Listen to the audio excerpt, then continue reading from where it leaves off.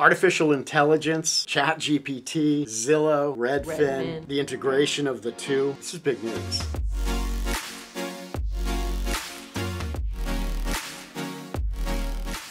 So what are the ramifications of this? How is this going to impact the consumer and the agent? I think it's interesting because we're using it already in different ways within the industry. I think lots of people are. And now with it being a end user focus, so people at home jumping onto Zillow, Redfin, and I'm sure other sites are going to come along and jump on board as well. Your end users are the folks that are now going to have the ability to work with AI to help them search for homes that meet their criteria, answer questions about areas. So is the agent at risk? That's what the agents are thinking right now. Right. How does this impact my industry? Is it a positive thing? Is it a negative thing? Can we work together? So I don't know, I think it's interesting. Are we at risk? Risk is a different word. Risk to me means opportunity. Well, yes, in that regard, I agree. Exactly where I was going. Like, yeah, there's going to be an impact, but a positive one. For those who adopt. Right. But what if you don't? What if you're like, you know what, AI? No way. I know, because there's a lot of opinion of skepticism. I know people out there who are just like, you know what, artificial intelligence, there's no way I want to take any part in that.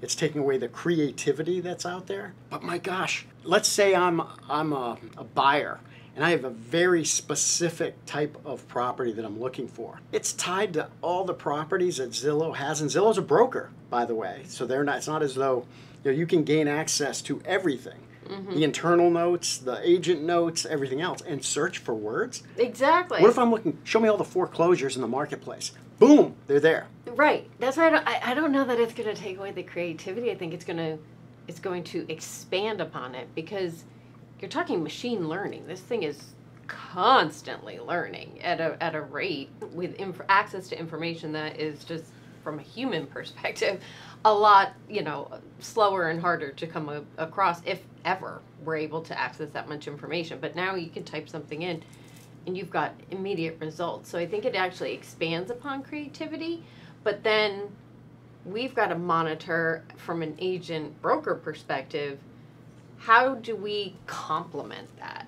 I think that what you're doing, look at your hand, look at your mannerisms right now. You know how we've been talking, we're just going back and forth? Can you do that with AI? No. Like, I know, like, your tone of voice, you're excited. Are we going to miss that? Are we going to miss the ability? Because if you're explaining to me how you're looking for this gem that's very specific to a market, I'm feeling what you're feeling. I have the ability to ask you more questions. So AI is only as good as the input that it gets. It's not necessarily going to get that vibe that I'm getting from you right now when you light up in regard to something specific. I agree with you. I love playing the devil's advocate part of this.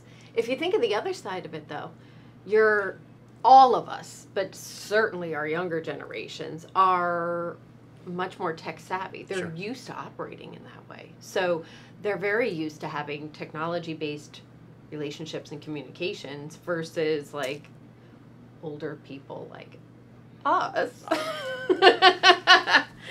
and even older. Right, that's right. That are used to that human interaction. I think it's interesting. I haven't really honed in on my overall thoughts in terms of how is it really going to influence our I think we are going to find out. I got another question. I just have to ask you a question. Lightful. You use Google. Since ChatGPT has come to the marketplace and become available to us, how is your usage of Google?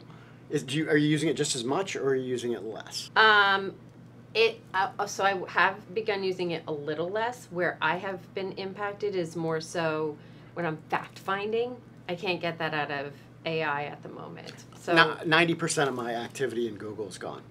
Really? Gone. I've learned to ask really, really good questions, right? And what I'm finding with AI is I actually create the story. I create the base. Here's what I'm thinking about, and then I put the story in, and then I ask specific questions, and as it answers, I drill deeper.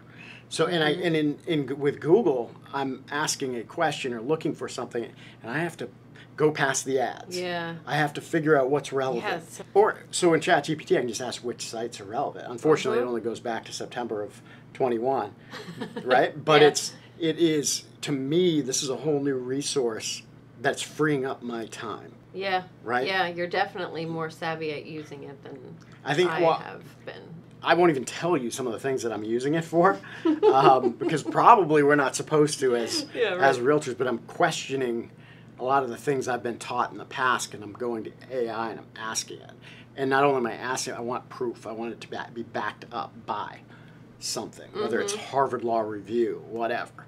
So that made, I had two light bulb moments while you were talking. One is the backing it up. So you're proving that there's still, yes, we can rely on it, but there is still that level of verification and fact checking. Trust but verify. Exactly. You really still need to work with someone and really know what's going on. But then, as an agent, an agent, exactly. And as a client, right? They can pull together all their information, but they should seriously still want to work with their agents. If the agent is not just a glorified taxi cab driver where they're just showing properties, when somebody uses Zillow and thinks they're getting the listing agent, but they're not. They're actually getting a buyer's agent, and they're shocked when they show up at the listing to find out it's not the listing agent.